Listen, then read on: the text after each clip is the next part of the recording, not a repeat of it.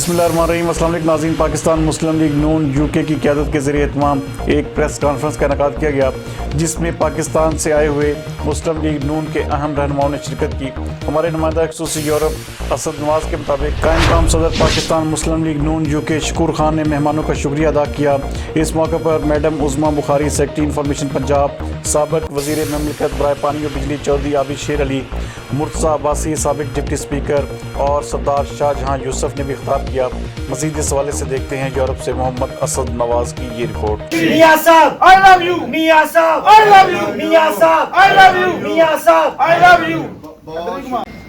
نہ صرف وہ بھی پریشان ہے اور جنہوں نے سلیکٹ کیا وہ بھی پریشان ہے، خود کو بھی بند گلی میں بند کر دیا ہے اور پاکستان کو بھی اس وقت بند گلی میں بند کر دیا۔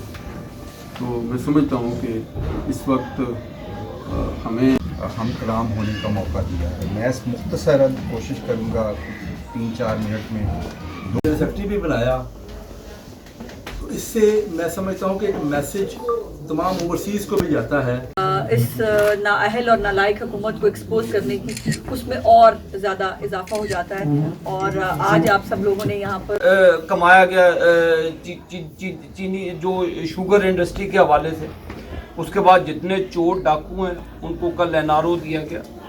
اب مجھے بتائیں کہ کیا نیب کے چیئرمین سوتے ہیں؟